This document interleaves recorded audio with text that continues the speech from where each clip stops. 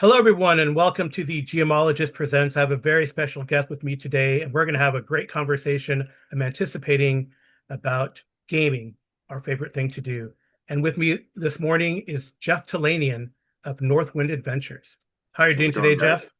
Good. Thank you for having me. Yeah, it's great. We've met a few times at North Texas RPG Con. I think that's the only con we've interacted at. So I don't really go. I haven't gone to like Gary Con or some of the ones in the Northeast yet. But I'd love Sure. to at some point. But we've interacted a few times at North Texas. Yep. Um, I played in your game. It was very memorable. One of my favorite games of all time that went down to a initiative role. It was a game where we were part of a Germanic tribe that had been transported to Hyperborea, Oh, yes, yes. and it came down to one of our characters versus one of the bad guys, and unfortunately we lost initiative.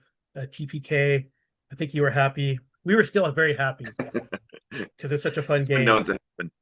Yeah, that's a short adventure that I called the Auroral Odyssey that I was doing for cons for a while, Okay. in which instead of doing your standard type of handing out pre-gens of character classes, it was a group of Germanic barbarians that had just literally arrived in Hyperborea. Hmm. So they were, in a strangers in a strange land, seeing Yeah. giant red sun for the first time, and the two moons, and Saturn in the sky, and the aurora, and everything like that. So it's kind of like sets the tone for, we're not in Kansas anymore type of thing.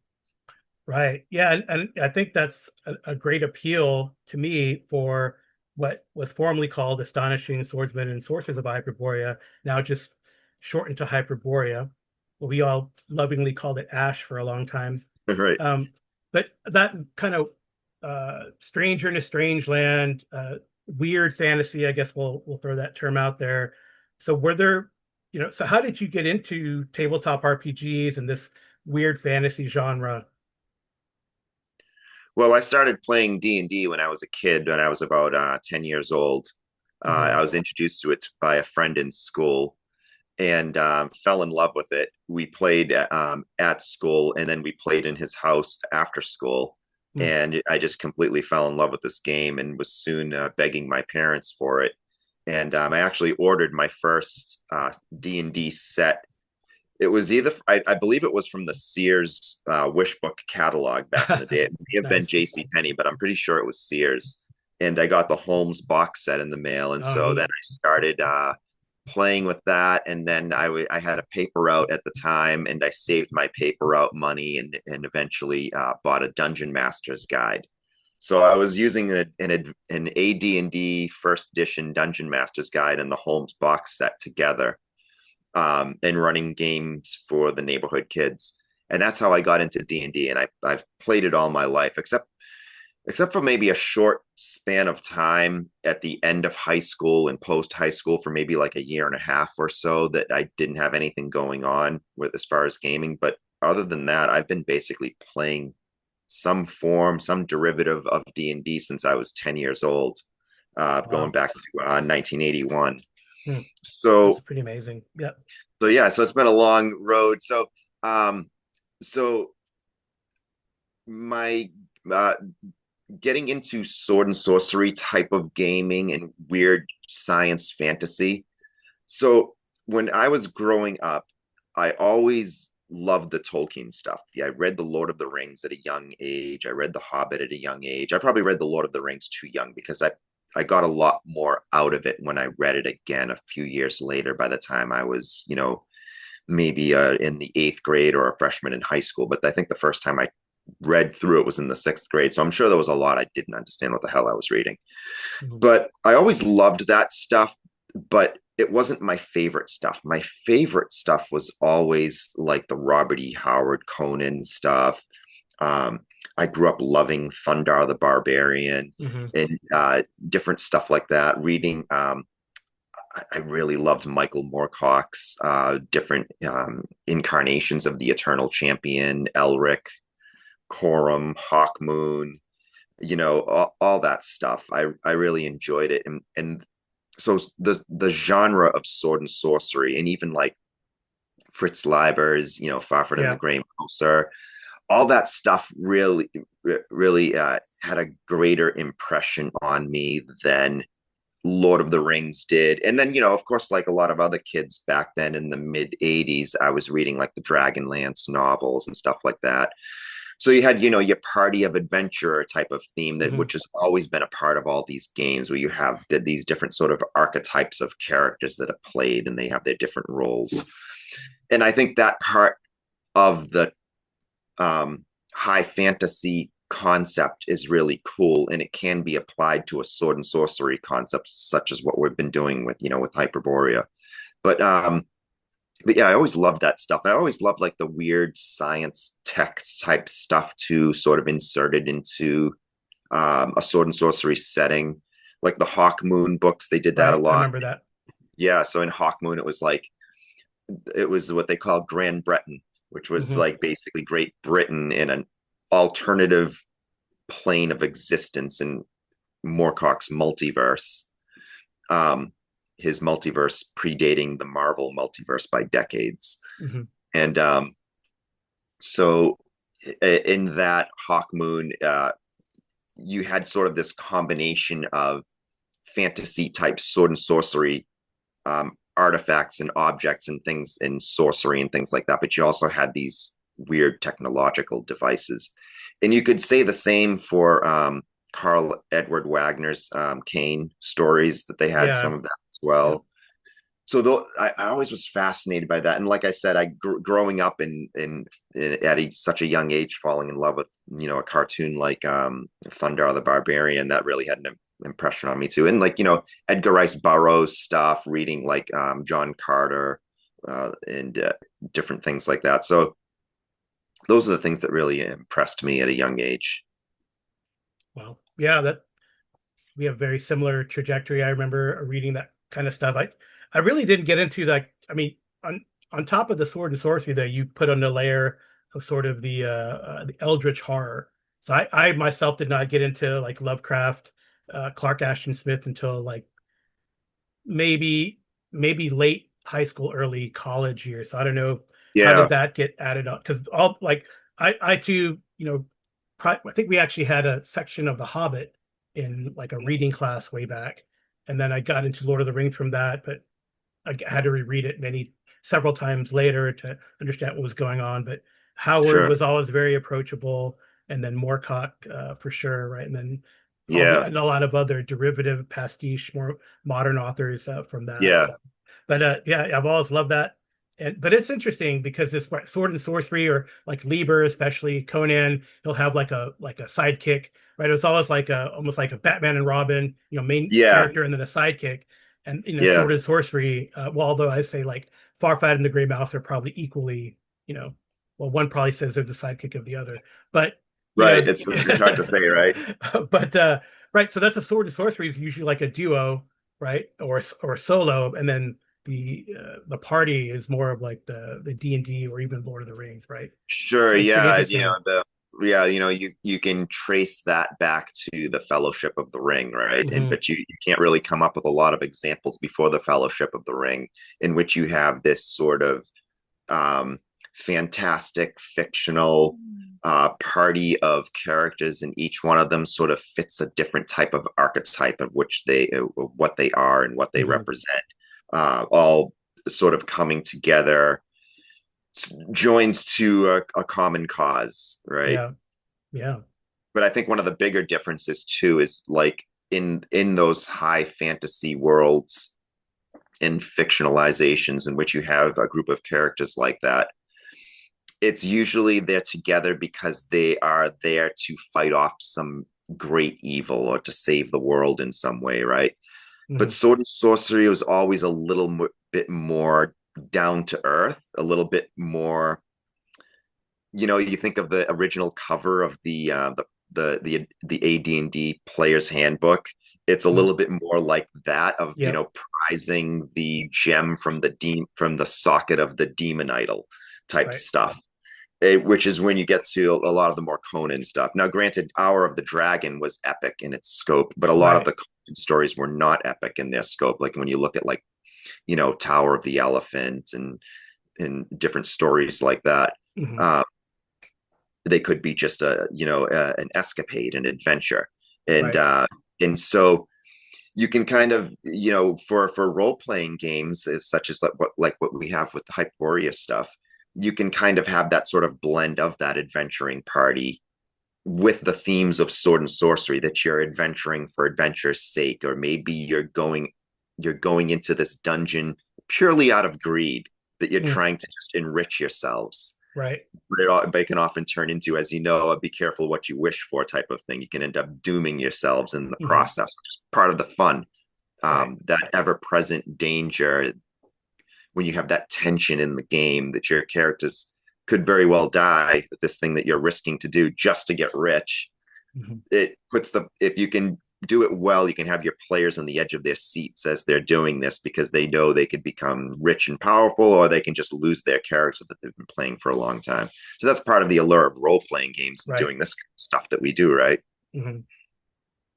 Yeah, and and I was actually maybe I've never seen it, but I was impressed that you actually joined the table at North Texas RPG Con to play a little bit, which I thought was cool. So I guess this would prompt a question for me is how did you get from uh, fan and reader and player, maybe you did homebrew or not, but to developer to design?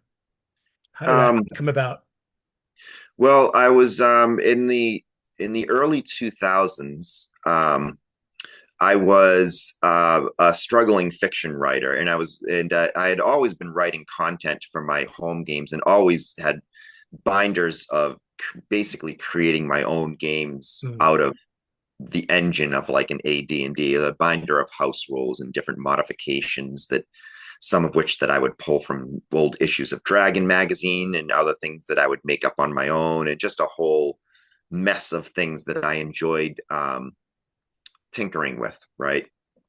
So at the time, like I said, I was a struggling fiction writer, and uh, I was just sort of at a phase where I was about to start a new Greyhawk campaign for my mhm, friends. And so I was online and I was looking for different Greyhawk stuff, and I noticed that Gary Gygax was posting on different forums. And I'm like, wow, this is really cool. And I noticed in one of his posts that he had put a call out to looking for freelance authors to develop the city of Iggsburg, or mm. which he pronounced Eggsburg, sort of one of his many puns. It's because it's YGG. He pronounced it egg. It's sort Yeah. of a little, the way he would do his anagrams and stuff like that. So anyway, I decided I would give it a shot and send him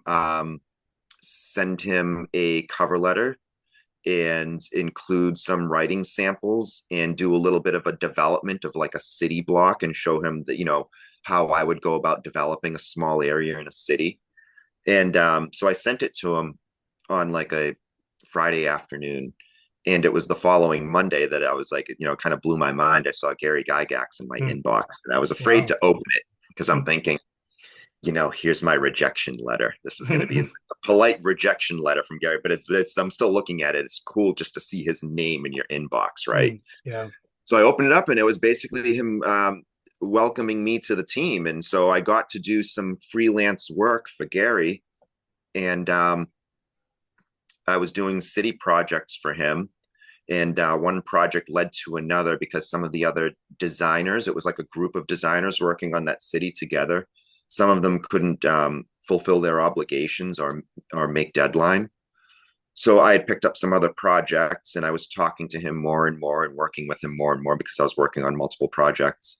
And eventually, Gary and Rob had a sort of parting of the ways, because Gary and Rob Kuntz were working together on the castle project itself, the Hmm. castle and dungeon project, because Rob had been Gary's co-DM for the original Greyhawk back in the 70s. So Hmm. Rob had written a lot of levels for it, and added a lot of content to what Gary created. So it was it's a shame that they couldn't work it out. I would have loved to see, those original creators of Greyhawk Castle um, putting it all together. But unfortunately, they're two alpha dogs that couldn't agree on a lot of Yeah. aspects Unfortunate. of the project.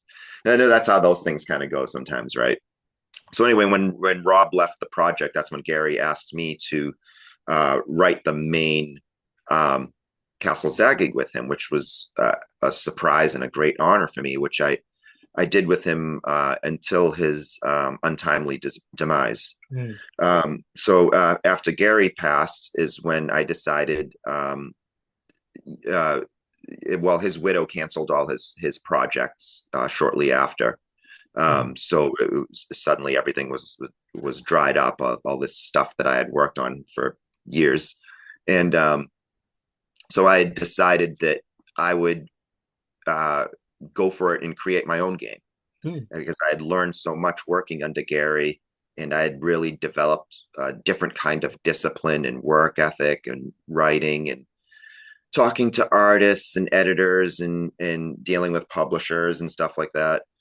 So I decided I would try my own hand at it, and so that's how we, Astonishing Swordsmen and Sorcerers of Hyperborea was born. I started writing it in August of 2008, but it was a very much a part-time thing for me back then. And by 2011, almost 3 years later, I launched a Kickstarter for it for that initial boxed set, and Mm. then we published it in 2012 and have been going ever since. Yeah, it's great. So it's amazing that you have that interaction with Gary Gygax, and you kind of answered a lot of questions that I had about the design philosophy, work ethic. That's great. What a great experience. So how does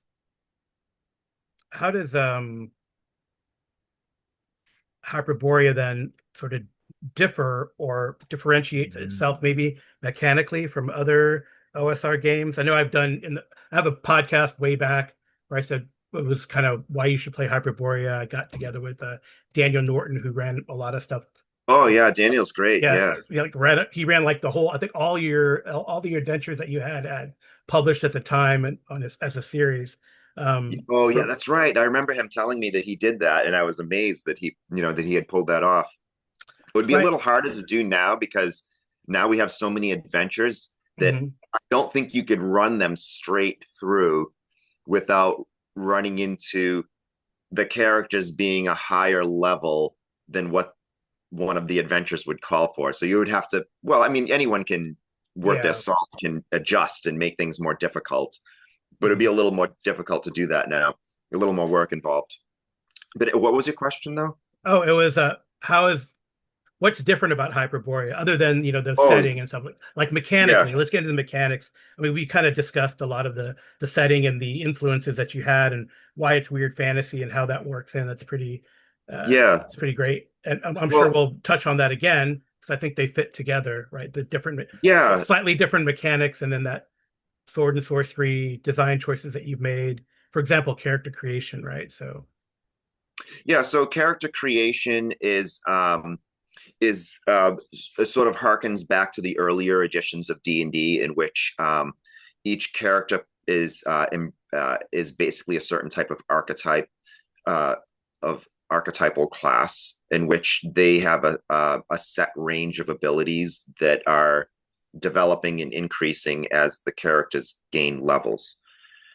A lot of the more modern games of the last 25 years have been more a la carte type character creation in which you can basically uh, build a skill system or an ability system that is sort of archetypal, but then you can branch off into taking other skills and abilities from other classes and making your own type of character, which is cool for its own thing.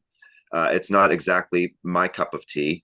I've always enjoyed the more traditional sense of a character having a set range of capabilities.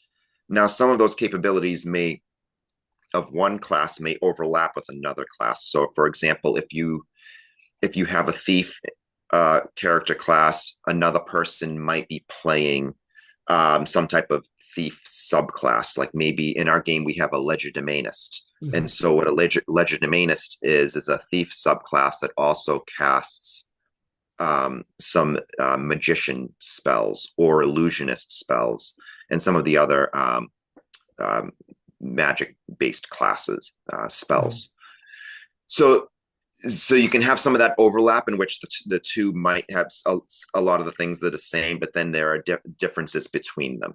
Mhm. And so that's how I sort of have those what I call archetypal classes. Some of the other things, if you want to talk about the mechanical differences between Hyperborea and other games, Well, is kind of like it's Osric and AD&D, right? Because that's kind of seems to be the chassis that it's built from.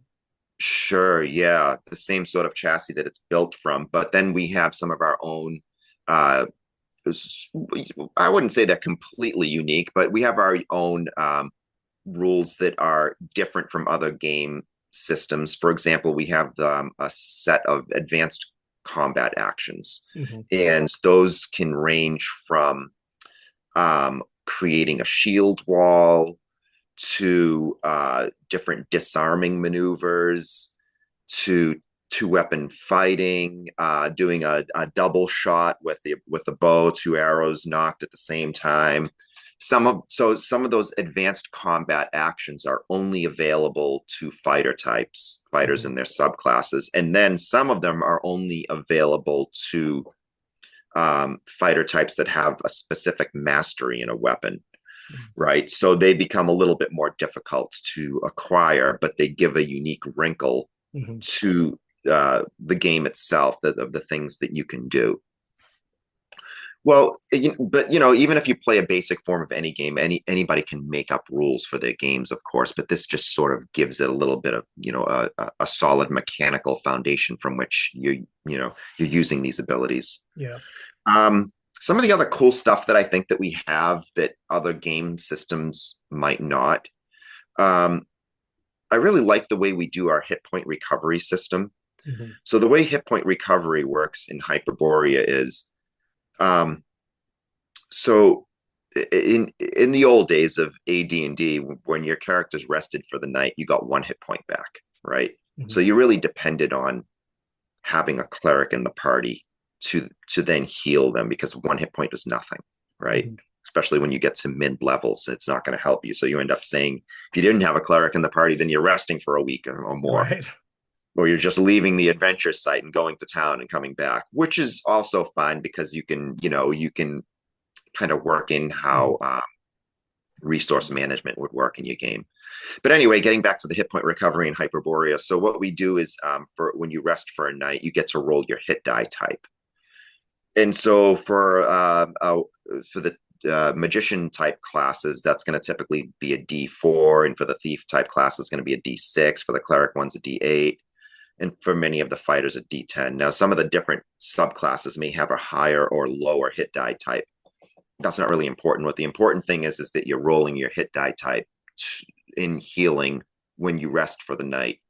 So one of the reasons why I think that's a really cool innovation is that if you have a fighter and a magician that are both injured and they're resting for the night, when the magician gets back one hit point and the fighter also gets back one hit point, it really is favoring the magician in saying that the magician is able to shake off his wounds and feel better at a quicker rate because percentage wise the fighter is going to have a much higher cap on his hit Hmm. points than the magician does. So by the fighter being much better at recovering, it kind of for me harkens back to Conan being battle wounded and resting for the night and shaking off his wounds in the morning type of thing. Hmm. And I think it works well from a gaming aspect and a little bit of more logic aspects. So that's one of the rules that I really like about our system. Um, One of the other things that I really like, and not everybody likes to use this, but for our critical hits, if you roll a natural 20, we separate critical hits into three columns. And those three columns are one of them's for magicians in their subclass, and then the middle column is for clerics and thieves in their subclasses, and then we have a column for fighters. So depending on which column your character class falls into, uh, after you roll that natural 20, you're going to roll a d6. And that Mhm. D6 roll is different for each of those groups of characters: the magicians, the clerics and thieves, and then the fighters. The fighters are going to be more likely to deal out more damage from a critical hit than than any of the other categories are. Mhm. So it's just making the fighters better at fighting. And even so, I think by our crit chart, the best a magician can do is times 2 damage, if I'm remembering it right. Mhm. And but a fighter can go up to times 3 damage Right. if they roll like a 6 on that chart. So it's just like one of those things in which you're, instead of making everyone have the same results for a natural 20 roll, we have it sort of uh, differentiated by those classes. So we have, Right. I mean, I can go on all day about Yeah, little yeah. tiny One of my innovations favorite. that are throughout the game, Yeah, I'll just mechanical highlight one of stuff. my favorites. My favorites is the test of, where you take a D6 and then if there is some sort of skill that would happen in another game and you're like, well, is this going to put the person in danger if it doesn't succeed? That okay, roll a test of strength, dex, con, whatever, and then Right, differentiated from the old bend bars, lift gates, feet of. And I've right. actually co-opted that for what does the mage know? What does the cleric know? If it's like if they're trying to gain information in the setting, so a test of intelligence, a test of wisdom. Sure, you can apply it to Yeah, different I, things like I that love as that well. innovation. It has really been helpful, and I've actually co-opted it as a house rule for some other OSR type games because Oh, that's cool. it's That's very nice to hear. convenient to do. It's very convenient to do. So Yeah, it some players actually like it or don't. started. They're always like, oh, what am I rolling this D6 for? Because sometimes it can be random encounter. so so Right, right. Yeah, that's fun. So I actually started when I was doing that, I was looking at the old AD&D, and the first one was the open doors roll, which was a D6 roll. And then the bend bars lift gate was always that percentage roll, Mhm. right?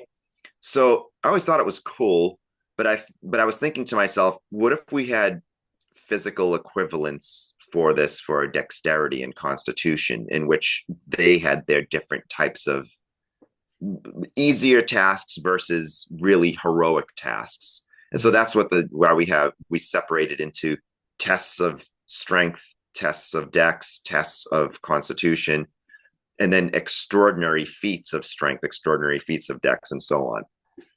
So that you could have these have this chance to do something that's really cool, and it gives the referee running the game a baseline from which to work. Mhm. And then once we started down that path, we started to look at like, okay, how can we then implement this in a way that certain character classes will be even a little better at, say, a test or an extraordinary feat of dexterity than other classes would be. So Mhm. you take the different thief classes in which dexterity is an important attribute. Right. So we would give them a plus 8% on that percentage roll.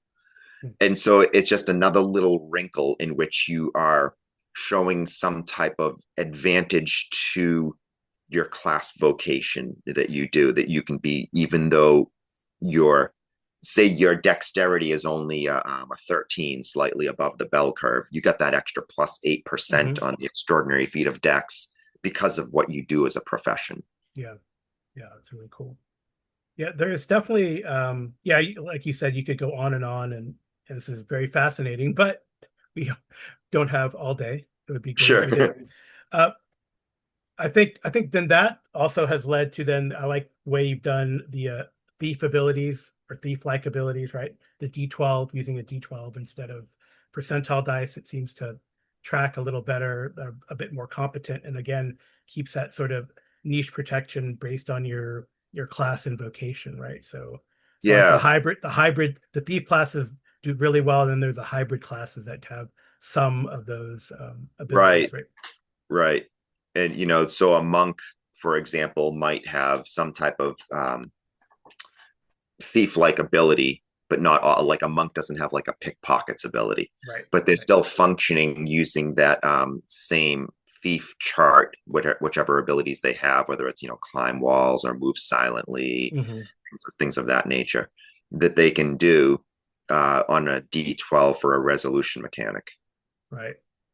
Right. So I would say that Hyperborea has a very distinctive style throughout your published work, and maybe this will lead to, talking about North Wind Adventures also.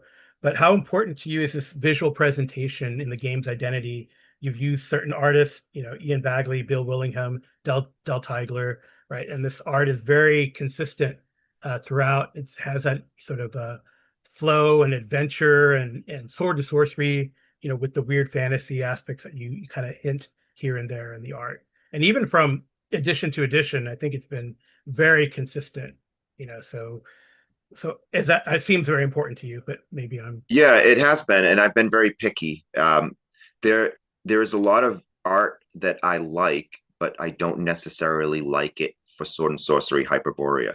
There a certain I don't want to say there's a certain style that I think should only be Sword and Sorcery because as you can see in our game books, adventure modules, and the rule books, there's a pretty great variety of styles in there. Each one of Mhm. them, like you look at a Peter Mullen piece, Right. which can sort of have really weird vibes to it, and then if you take like a Del Tigler piece where he's very detail oriented and great perspectives. You could have different vibes of art, and then you have like you mentioned Ian Bagley as well. He uses like charcoals in his Hmm. art, so there's a lot of these shades of gray in there, and light and dark is very much a master of shadow and light and the way it functions in art. Um, and then we have like Val Simex, who is a retired artist from Marvel and DC Comics, who's done a bunch of work. And so, and then of course, like the gentleman who's done a lot of the covers for the core games themselves is an artist known as Charles Lang, and he's primarily a horror artist out of Hmm. Salem, Mass, and he paints. And so we have all these different styles and that visual representation. Yeah, that has always been really important to me. There's a lot of art in our stuff. Some might say it's a little too much art, but I prefer that over pages upon pages with blocks of text. Hmm. I think that the visual presentation is important, really important for the referee the most, because that's the person who is trying to orchestrate his group of friends or family that are playing the game and running material at the same time. And I think that when you have nice layout, clean and crisp text that's not too tiny to read, good paper quality that doesn't reflect or shine or whatever in your eyes, and then this nice combination of text and art and borders, if you I think that it makes it easier for the brain to process information so that you can look at it and you can kind of absorb what you're looking at, and you can establish a tone and a mood by seeing some of that art. And I think it's really all geared to help facilitate that process of running a fun game. Yeah. Yeah. I mean, some of the, especially in some of the creatures that you have are very unique, and like someone's gonna be like, "Oh, what does that look like?" And you try to describe it, but that cliche, a picture says 1,000 words, and it's better to just, well, here's a picture of what that Yeah, yeah, creature I looks like. agree. So it's, Yeah, yeah, it's really cool. So I guess you trying to say transition then to designer, author, but also you own your own company, Northwind Adventures. So, uh, what led you to establish your own publishing company? You know, what is this? Yeah, I mean, I guess we'll just have an open question like that and go sure. from there. Well, I touched on it a little bit earlier when I had been after I had been working for Gary Gygax, Yeah. and after he passed away, um, all the stuff that I had been working on had been canceled. So I decided I'm gonna make a go at doing this on my own. If I'm my Hmm. own boss, then everything is on my own shoulders, and whether I sink or swim trying to do this. Hmm. So that's when I formed North Wind Adventures. It was sort of a play on the concept because I came up with the concept of the game itself before the name of the company. Because in the old Greek language, the word Hyperborea means beyond the north wind. Mm, So that's why I came up with the name North Wind Adventures, because they are, adventures beyond the north wind, hmm. essentially. So yeah, so I basically started with a couple of modules that I published before the game itself came out, and then the game itself. And I really, I never imagined that it would uh, become popular as it has, or that would attract other gamers around the country and then around the world who would be playing this. And so it was it was really nice to be surprised to discover that so many other people were picking it up and enjoying it, and not just sticking it on a shelf to collect dust if they picked it up, that they were actually playing it. Hmm. And that was great. So I by around 2017, when I came out with the second edition of the game, which I went from a box set to an all-in-one giant hardback book. Um, that was around the time that I was able to transition to making Northwind Adventures my full-time job. Hmm. And so I've been doing it ever since around 2016, 2017. I started doing this full time, and it's still going. In 2022 we came out with the third edition of the game, and then at that point splitting the one giant book into two hardbacks, a player's manual and a referee's manual. Hmm. Um, but one of the things I guess that we should probably talk about is so the editions. The editions of this game are all backwards compatible. When I say editions, basically what we have done is added more spells, added more monsters, added more magic items, um, clarified some things, cleaned up some language. We made the combat system a little bit quicker, um, and different stuff like that. But as far as the content goes, the adventure modules and stuff like that, those all work with every edition of the Hmm. game. Mechanically, the game is essentially the same. Yeah. Yeah. So would you consider Hyperborea OSR? How do you think it fits into that movement? Or do you believe in the old school? I I'll mean, call it Renaissance, but sure, it fits in with the theme. I was reluctant in the early years to put a label on my game because I didn't really understand what OSR really meant when I first started to hear it. I think my game was already out the mm, first time I had heard that. mm, I wasn't sure what to make of it, and I wasn't sure if that gave my stuff a certain label or not.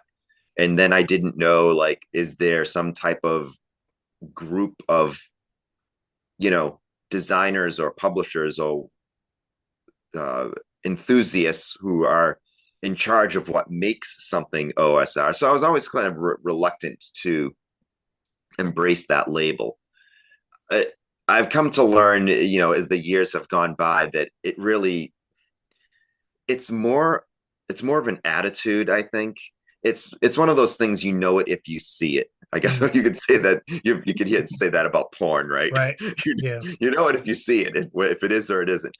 Um, so I feel like old school games, as far as being labeled OSR, it's it's kind of cool because it gives you an idea that it's a game that harkens back to the more traditional values and mechanics of the stuff that came out in the 70s and 80s and even into the early 90s.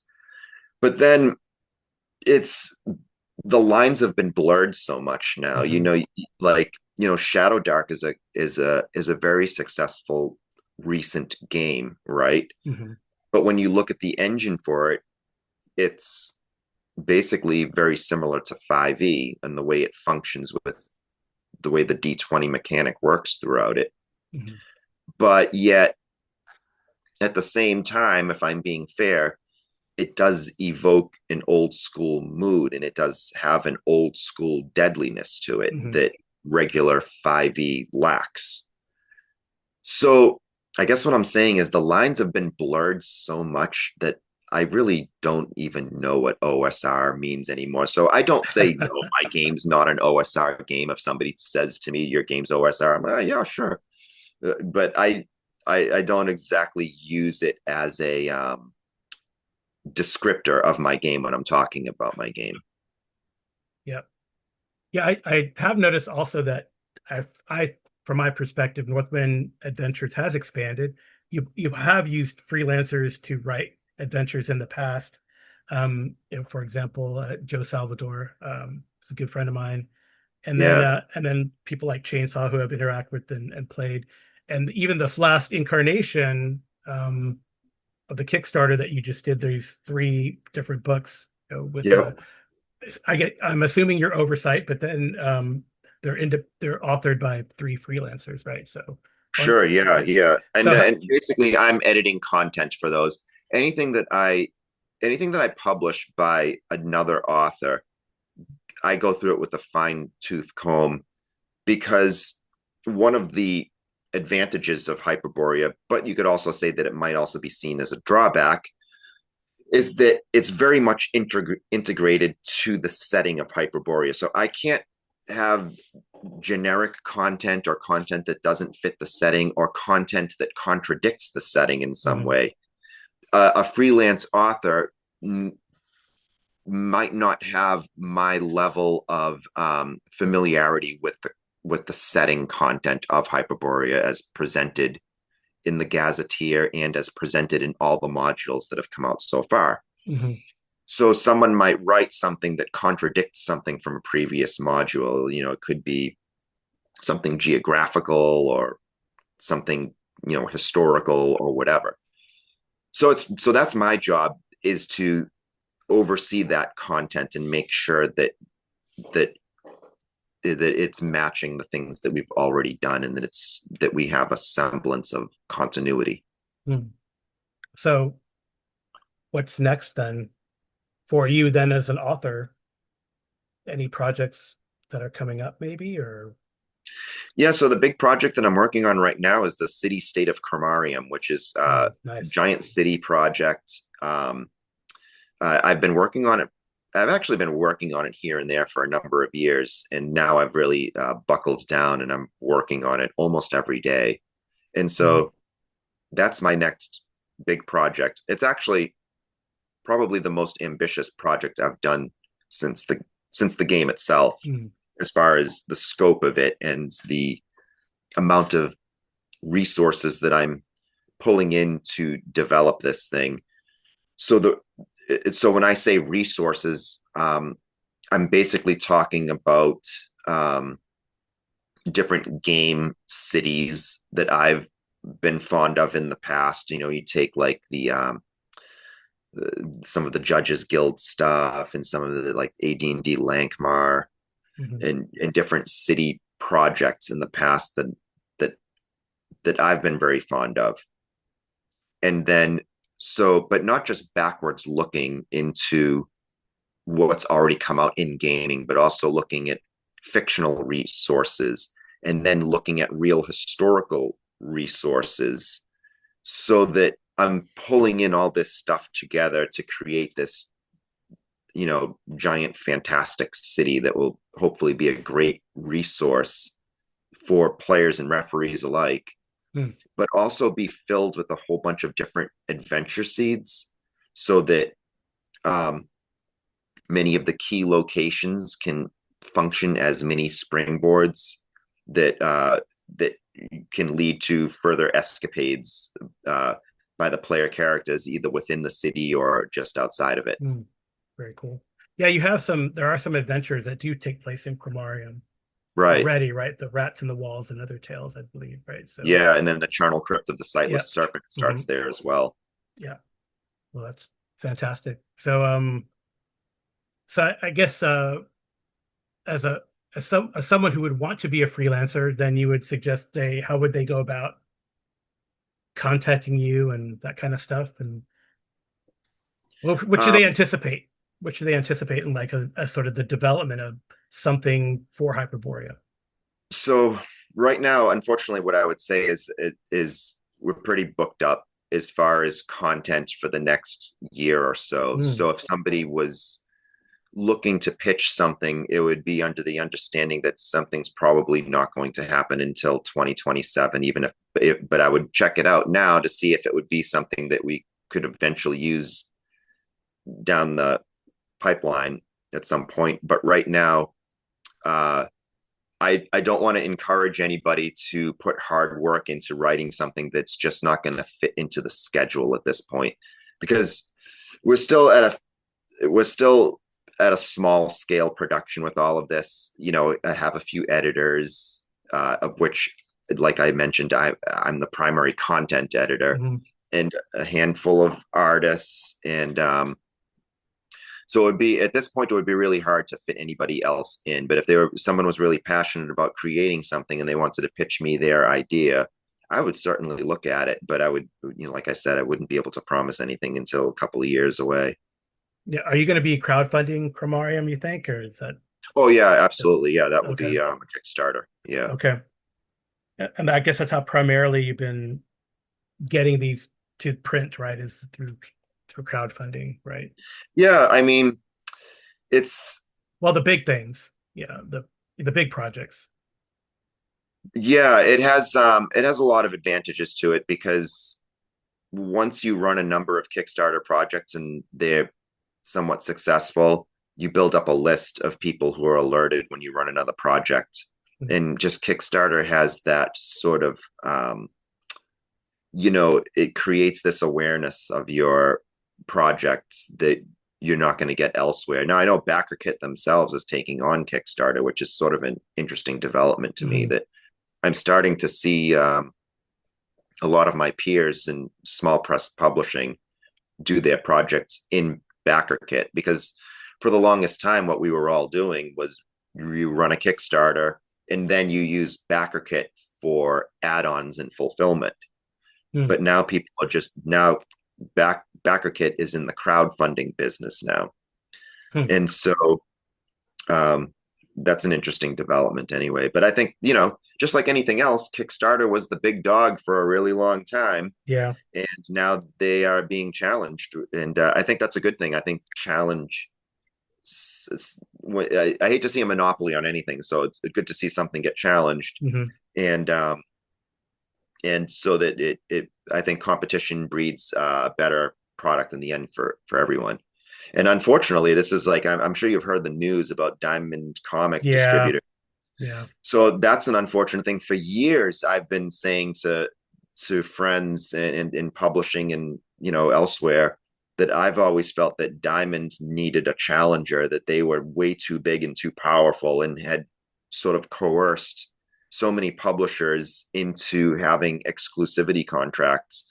And now this thing is falling apart, yeah, and they've gone into bankruptcy, and there's all this talk about them claiming the unsold inventory of all the publishers who have sent them stuff to sell, and they may legally be entitled to do that, yeah, which is really frightening. I'm glad that I'm not part of that, because it you know say a small publisher such as myself invests $40,000 in books, and you expect to sell those over the next couple of years. If I sent that much inventory to a thing, something like Diamond, that could be a yeah, disaster for my hmm, small business, yeah. and I'd imagine that a lot of people are going through a lot. So I don't know. I think I've digressed too far on this for you, though. That's okay. That's fine. Yeah, but it does kind of lead to something that you're very approachable. You're always willing to talk to people at the cons where we've met. So I think I mean, you're big into community engagement, and I think it shows. That's, I think, part of the reason Hyperborea is gained in popularity, aside from the fact that it is very unique to me, very unique setting, supported by the mechanics of the system and fun to play. Um, Yeah, but I think your community engagement really helps with that. I mean, you have a I think you have Discord. to. Yeah. For anyone who's starting like a starting their own game, you really have to have that boots on the ground mentality in Hmm. which you are willing to go to local game stores, maybe wrangle some of your friends into running the game, and talk to people online who may share similar interests to you and see if they want to run it.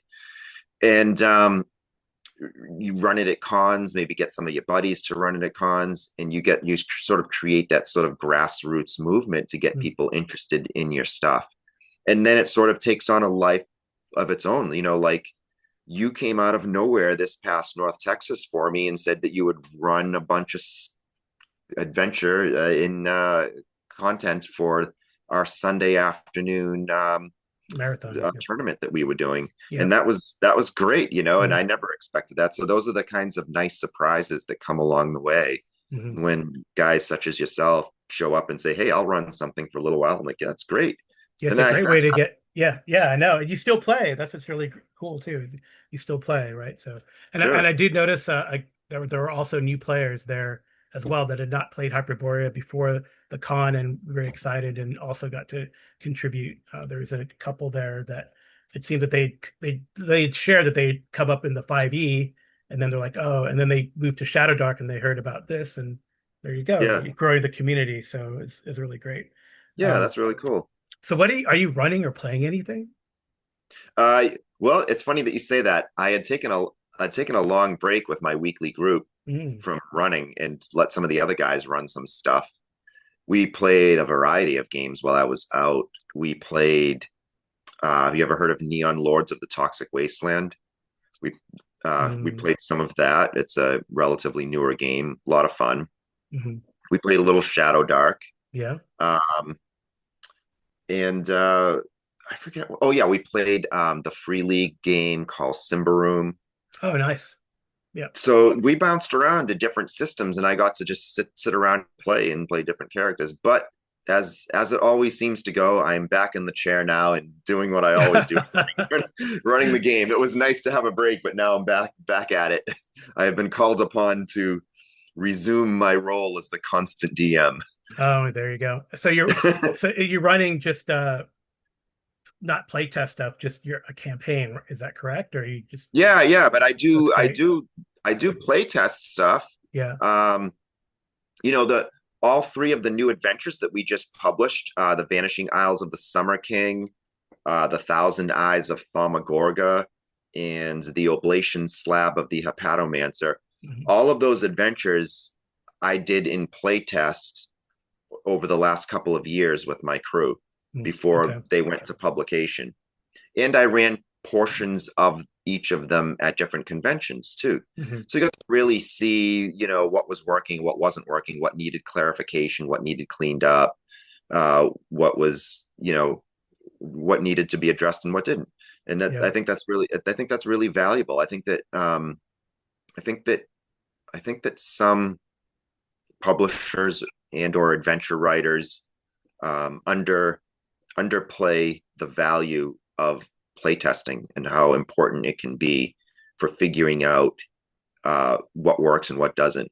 And it kind of Hmm. touches back on what I was talking about earlier with the as far as like the game referee being to process information and Hmm. how information processing can then relate to how you can run your game well. So I think all of that is key. I think playtesting is great. So I've done it for my group. Um, but then I run some stuff that I make up. I run published adventures that are old and modify them on my own, or I might just take a map from some kind of old module of something and then populate it with some of my own stuff. And so my weekly campaign is a mishmash of different things, and that's what my guys have come to expect. Yeah, it's really neat. Yeah, so I did have noticed that in the adventures, there's always some sort of gazetteer too, which I really appreciate. Like you kind of give a little bit of world building to expand upon the blurbs that you have in the referee's book and the like. Yeah, So I think that's really, I think it's an added value to these adventures is that you yeah, do get a little piece of the world as well, which is a nice Right. design consideration to me.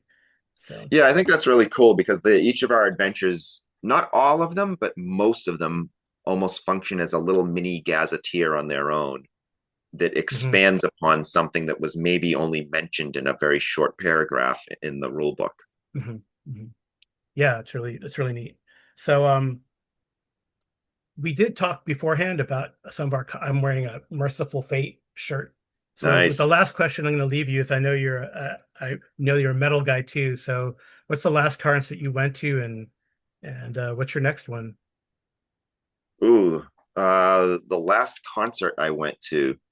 Um, so I went to see oh yes, I mentioned this to you earlier.